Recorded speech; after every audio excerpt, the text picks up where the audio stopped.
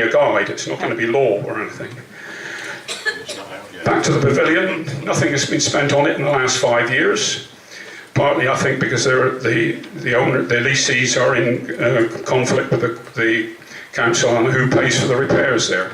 In 2005, Rock Walk had £466 spent on it. Before that, I haven't gone back that far so far. While we have Old Way has had £750,000 spent on it. I don't know if that includes the gardens, which I probably think it is, and yet we're told it's in a terrible state of repairs. And so on. I'm going to ask you to draw it. Yeah, the last one, and also the conference centre needs £6.5 million, we're told. But that we're not told it's over 15 years, the next 15 years, which includes things like resurfacing the car park and new carpets.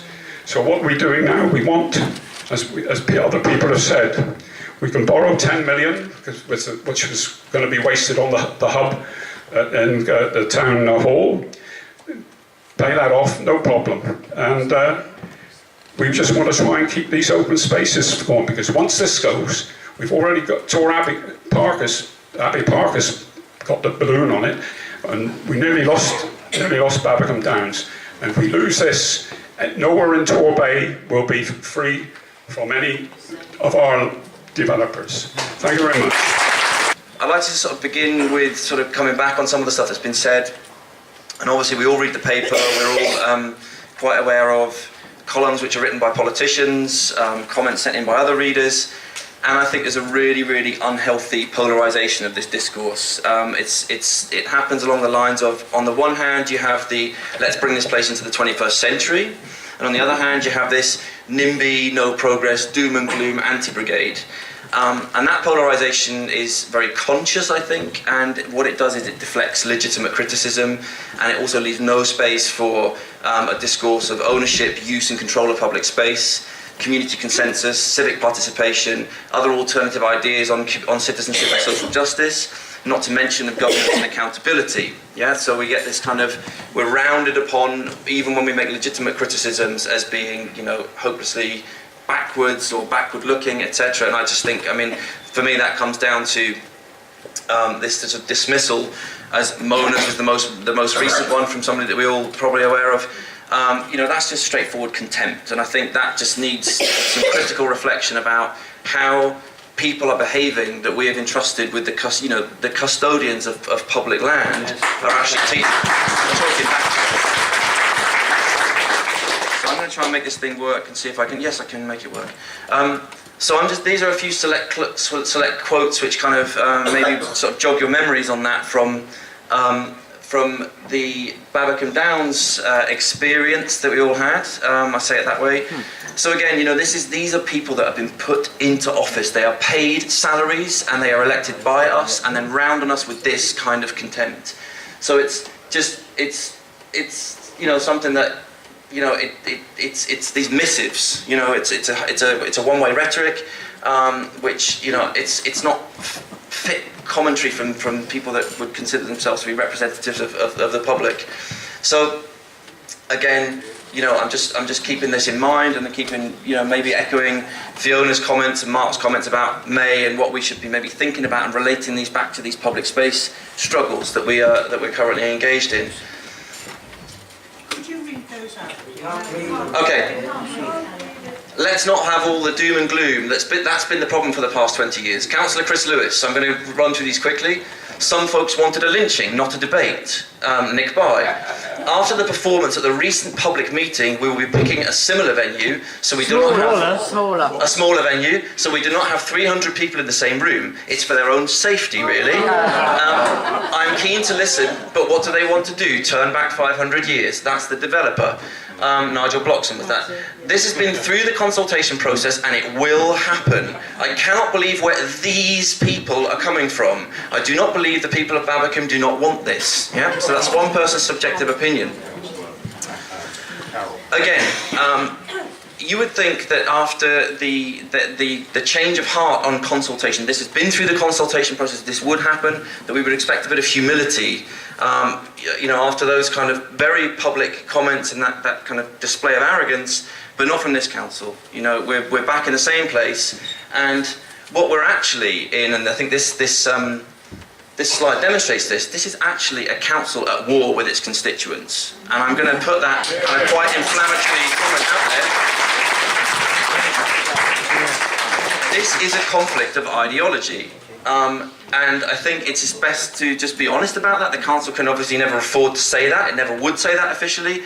But if you look at the rhetoric and the vernacular which we see in these kind of comments, there are big battles to come. And I simply judge this particular skirmish was no longer worth it.